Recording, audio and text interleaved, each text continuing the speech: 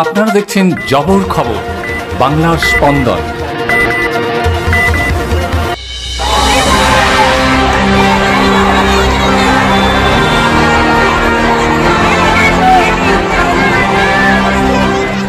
কারখানার গেটে তালা দেখে এবং কারখানা বন্ধের নোটিশ পেয়ে বিক্ষোভ মহিলাদের। বিক্ষোভের জেরে অবরুদ্ধ সোনারপুর ঘটকপুর রোড, বন্ধ যান চলাচল। ঘটনাস্থলে সোনারপুর থানার পুলিশ।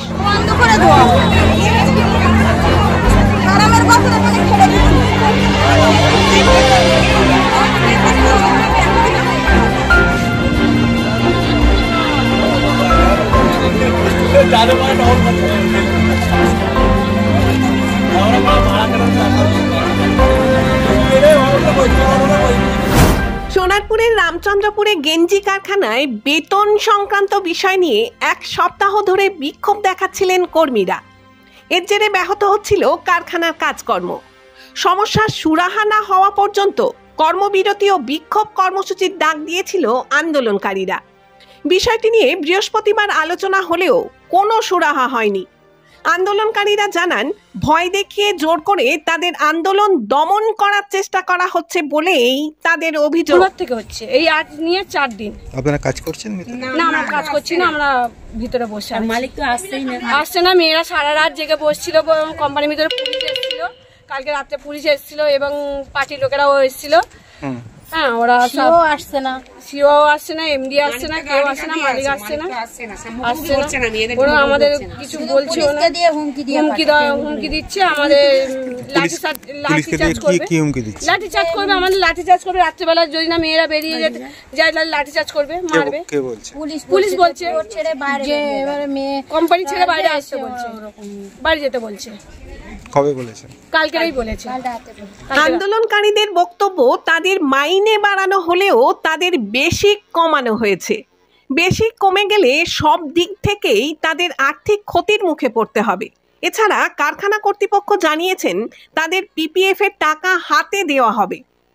এসব ঘটনার প্রতিবাদ জানিয়েছেন তারা। বিষয়টি নিয়ে তারা কারখানার মালিক, ম্যানেজার সহ উচ্চপদস্থ আধিকারিকদের সাথে কথা বলার চেষ্টা করলেও তারা কেউই কারখানায় আসছেন না বলেই। এই কোম্পানিতে আমাদের বেসিকটা ঠিক ছিল, হঠাৎ করে 2024-এর পর থেকে বেসিকটা আমাদেরকে কমিয়ে দিয়েছে। প্লাস আমাদের পিএফ এর টাকা দীর্ঘ 13-14 বছর পিএফ এর টাকা এক তরফের টাকা দিচ্ছে, আর ওনাদের তরফের টাকাটা দিচ্ছে না, ডিউ করে রেখে দিয়েছে। বারংবার আমাদের সাথে লিখিত দিয়েও সেই কথা মানে ওরা ঠিক রাখতে পারছে না।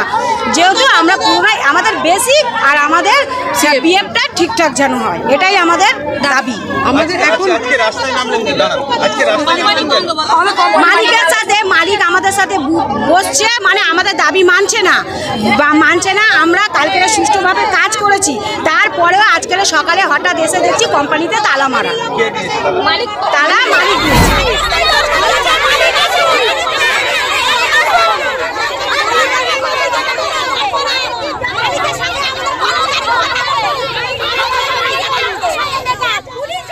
আন্দোলনকারীদের দাবি, প্রায় 5000 মহিলা কর্মী তারা এই কারখানায় কাজ করেন। সকলেই এই আন্দোলনে সামিল হয়েছেন।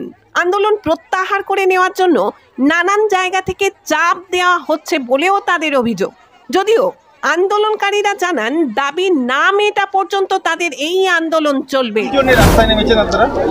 আমাদের যে পিএফ কাটা হচ্ছে, বিগত 13 বছর ধরে আমাদের অনেক এমপ্লয় থেকে পিএফ কাটা হয়, তার মধ্যে 5-6 বছরের পিএফ এর টাকা পুরো ডিউ আছে আমাদের। তার জন্য আমাদের পিএফ এর টাকাটা আমাদের ঠিকঠাক করে ফেলছে না।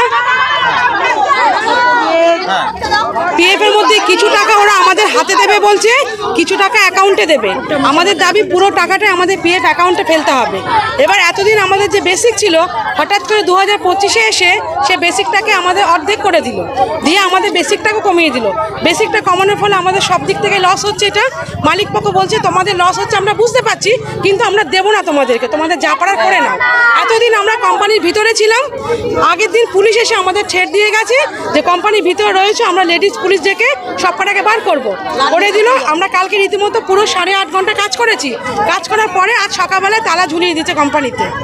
তাহলে আমরা কোথায় যাবো এবার বলুন? যতক্ষণ আমাদের দাবি মানছে না ততক্ষণই দাবি অবরোধ চলবে আমাদের। সুখী ভাওয়াল।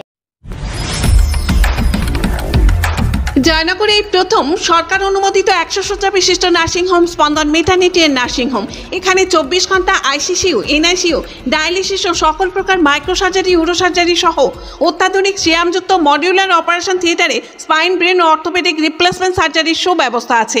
এখানে সম্পূর্ণ বিনা ব্যয়ে Swasthyasathi, west Bengal health scheme ও অন্যান্য মেডিক্লেমের চিকিৎসা অপারেশনের সুবিধা পাবেন। Spandan maternity and nursing home, NABH accredited hospital, Thana cross road, Joynagar, Majilpur, Dakshin 24 Pargana. যোগাযোগ 0321822850 ও 9732607328 এবং 9647346036।